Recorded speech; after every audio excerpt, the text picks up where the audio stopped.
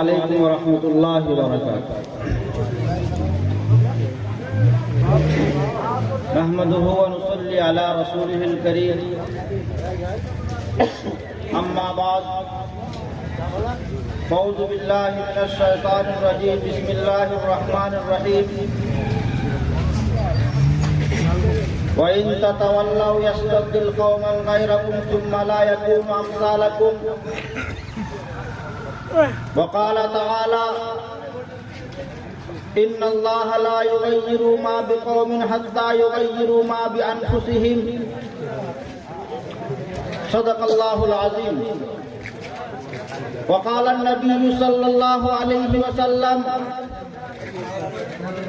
من رأى منكم منكرا فليغيره بيده، فإن لم يستطع فبلسانه، فإن لم يستطع فبقلبه، وذلك أضعف الإيمان، أو كما قال عليه الصلاة والسلام۔ حضرات،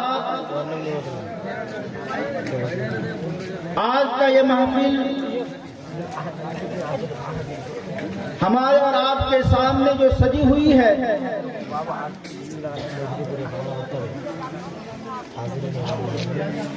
اس گاؤں کے نوجوانوں کو میں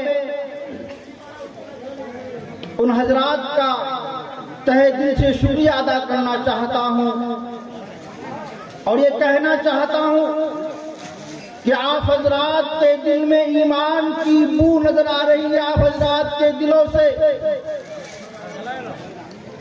آپ کے قلب و جگر کے اندر ایمان کا نور باقی ہے، جس کی بنا پر آپ حضرات کو اللہ نے یہ موقع دیا ہے کہ آپ حضرات نے دین کو عنوان سے قرآن و حدیث کے متعلق یہ پروگرام سجایا ہے۔ نہیں تو آپ کے گاؤں میں، آپ کے پڑوس میں، آپ کے محلوں میں ایسے پروگرام کو سجایا جاتا ہے، ایسے پروگرام کو انعقاد کیا جاتا ہے جن کا شریعت سے کوئی تعلق نہیں، جو غیر کا طریقہ ہے، جو غیر کا راستہ ہے۔ نوجوان لڑکیوں کو نچایا جاتا ہے اور پورے مسلمان سماج اپنے آنکھوں سے ان کو دیکھتا ہے۔ بڑی شہادت کی بات ہے، خوشی کی بات ہے۔ یہ کمیٹی والے، یہ تنظیم الانصار کے کمیٹی والے، خوشی کی بات ہے۔ آپ حضرات کو اللہ نے چنا ہے، منتخب کیا ہے۔ اللہ تبارک و تعالی آپ حضرات کے ذریعے سے اس گاؤں کے اندر کام لینا چاہتا ہے۔ آپ حضرات کے ذریعے سے معاشرے کو اللہ تبارک و تعالی بدلنا چاہتا ہے۔ ہمارے اور آپ کے درمیان معاشرے کے اندر جو خرابیاں پھیلی ہوئی ہیں، ان خرابیوں کو اللہ تبارک و تعالی آپ حضرات کے ذریعے سے ختم کرنا چاہتا ہوگا۔ اس وجہ سے اللہ نے اتنا بڑا پروگرام سجانے کی آپ کو توفیق نصیب فرمائی۔ میرے محترم بزرگوں اور دوستوں، قرآن کریم کی میں نے آیت پڑھی ہے، وَإِن تَتَوَلَّوْا يَسْتَبْدِلْ قَوْمًا غَيْرَكُمْ ثُمَّ لَا يَكُونُوا أَمْثَالَكُمْ۔ کیا اگر اللہ تبارک و تعالیٰ نے جس کام کے لیے آپ کو پیدا فرمایا ہے، جس مشن کو چلانے کے لیے، جس نظام کو چلانے کے لیے، جس شریعت کو پھیلانے کے لیے، نبی کے جن طریقوں کو، نبی کے جن سنتوں کو ہمیں اور آپ کو پھیلانے کے لیے، معاشرے کے اندر اس کی تعلیم کو عام کرنے کے لیے، گھر گھر میں قرآن و حدیث کی تعلیم کو داخل کرنے کے لیے جو پیدا فرمایا ہے، اگر ہم اور آپ نہیں کریں گے، اگر ہم اور آپ اپنی ذمہ داری ادا نہیں کریں گے، تو اللہ خود کہتا ہے کہ تم کو چھوڑ کر کے میں دوسرا قوم کو پیدا کروں گا جو اس کام کو انجام دے گا، اور تم اس کی مثال نہیں پیش کر سکتے۔ میرے محترم بزرگوں دوستوں، سوئی ہوئی قومیں جاگو بھی بیدار مسلمان سوتا ہے۔ آج یہود و نصارہ قرآن کو ریسرچ کر کے، حدیث کا ریسرچ کر کے اسلام قبول کر رہا ہے اور تہجد گزار بن رہا ہے، اور باپ دادا مسلمان، خاندانی مسلمان، لیکن لیکن جمعہ کی نماز پڑھنے کے لیے اس کو توفیق نصیب نہیں ہو رہی ہے۔ مسلمانوں، کہاں گئے ہم اور آپ؟ کہاں بھٹک گئے؟ کیا دنیا کو نہیں چھوڑنا ہوگا؟ یہ رنگین دنیا جو شیطان اللہ سے وعدہ کر کے آیا ہے کہ میں آدم کی اولاد کو اپنے ساتھ جہنم میں لے کر جاؤں گا، اللہ نے کہا تھا شیطان جاؤ، لیکن جو بندہ مخلص ہوگا، جو میرے بندہ مجھ پر ایمان رکھے گا، میرے گھر میں آ کر میرے سامنے اپنے سر کو جھکائے گا، تم اس کو اپنے پھندے میں نہیں پھنسا سکتا، اس کے علاوہ تم سب کو پھنسا لو گے۔ محترم حضرات، قرآن نبی پاک صلی اللہ علیہ وسلم کا فرمان ہے، ان اللہ لا یغیر ما بقوم حتی یغیروا ما بانفسہم۔ قرآن کریم میں اللہ نے کہا ہے کہ اس قوم کی حالت اس وقت تک نہیں بدل سکتا جو قوم خود اپنے آپ کو بدلنے کے لیے خود کھڑا نہ ہو جائے۔ ہمارے معاشرے کے اندر سے خرابی اس وقت تک ختم نہیں ہوگی جب ہم اور آپ خود کھڑا نہ ہو جائے بدلنے کے لیے، جب ہم خود تیار نہ ہو جائے کہ ہمارا معاشرہ، ہمارا گھر قرآن و حدیث کے مطابق ہو، ہماری بچی قرآن پڑھنے والا بن جائے، ہمارے بچے جب بالغ ہو تو انہیں نماز کی پوری ترتیب، ان کی ترتیب ان کو یاد ہو، نماز پڑھنا جانتا ہو۔ جب تک ہم خود نہیں چاہیں گے، بدلیں گے نہیں ہم اپنے آپ کو، خدا نہیں بدلے گا۔ میرے محترم بزرگوں، دوستو، آج معاشرے کے اندر نوجوانوں کی سخت ضرورت ہے۔ جب تک نوجوان کھڑا نہیں ہوگا، جب تک وہ لوگ کھڑا نہیں ہوں گے جس کے جسم کے اندر ان کے خون گرم ہے، جب تک وہ لوگ کھڑے نہیں ہوں گے وقت تک ہمارا معاشرہ نہیں سدھرے گا۔ اللہ کے نبی صلی اللہ علیہ وسلم کا فرمان ہے کہ کل قیامت کے دن حشر کا میدان ہوگا۔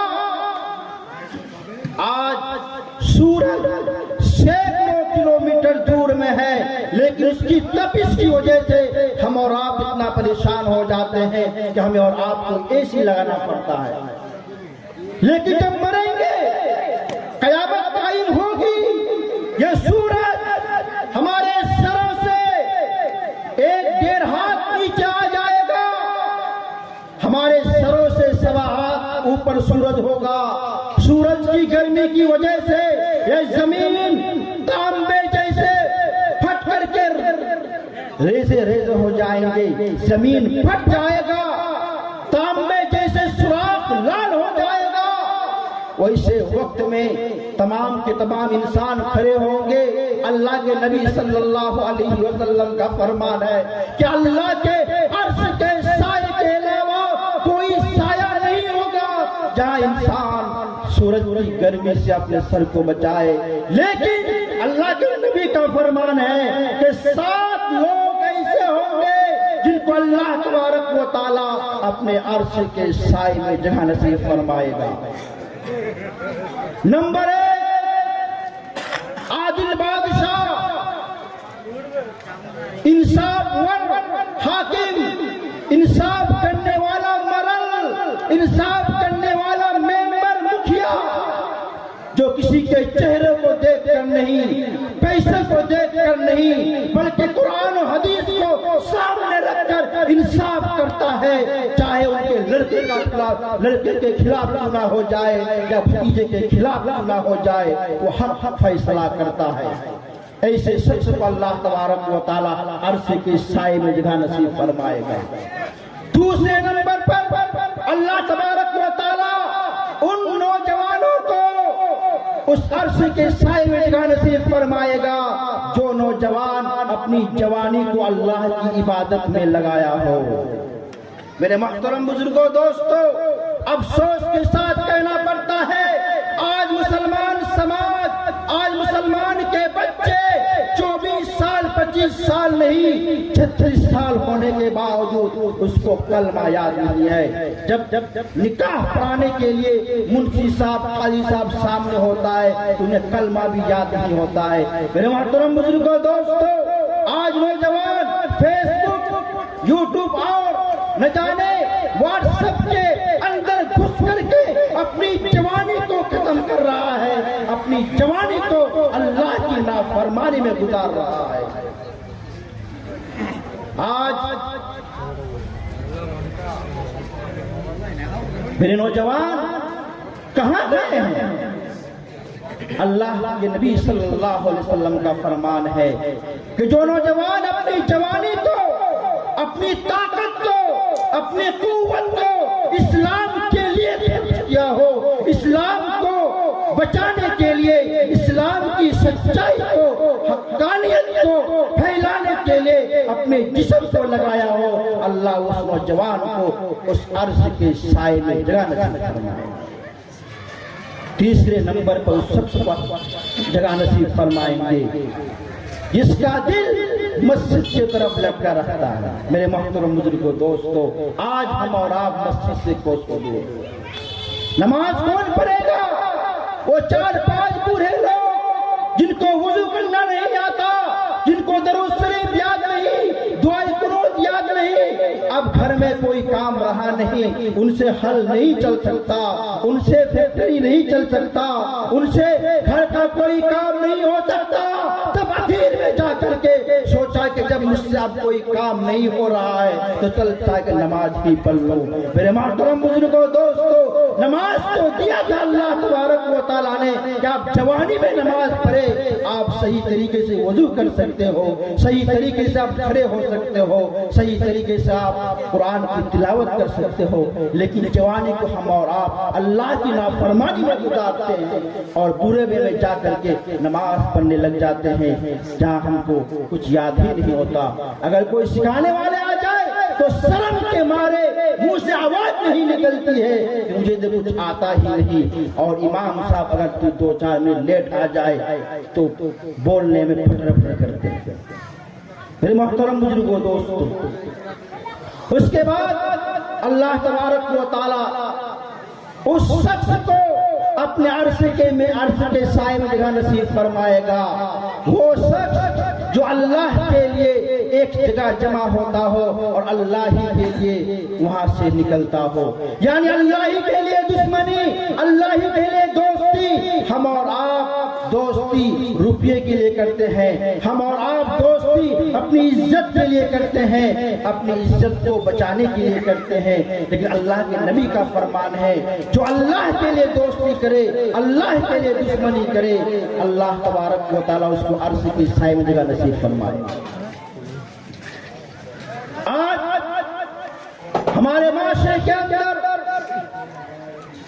آئے دن اتنی خرابیاں پھیل رہی ہے کہ ہمارے سامنے مسلمان لڑکیوں کو نچایا جاتا ہے، مسلمان لڑکیوں سے قوالیاں گایا جاتا ہے. میرے محترم بزرگوں دوستوں، مجھے افسوس ہوتا ہے جس عورت کو اللہ نے اتنے پردے میں رکھنے کا حکم دیا ہے کہ عورت جب نماز پڑھنے کے لیے کھڑا ہو تو اس کا پورا سر ڈھکا ہونا چاہیے اور نیچے پورا سر ڈھانک لے. اگر سر کا بال 4 حصے میں سے ایک حصہ کھل جائے تو اس کی نماز نہیں ہوگی، دوبارہ اس کو نماز کو لوٹانا پڑے گا. عورت نماز پڑھنے کے لیے کھڑی ہوئی، نماز پڑھتے پڑھتے اگر اس کا اتنا حصہ کھل جائے اس کی نماز نہیں ہوگی. عورت نماز پڑھتے پڑھتے اگر ان کا پیر کھل جائے اس کی نماز نہیں ہوگی.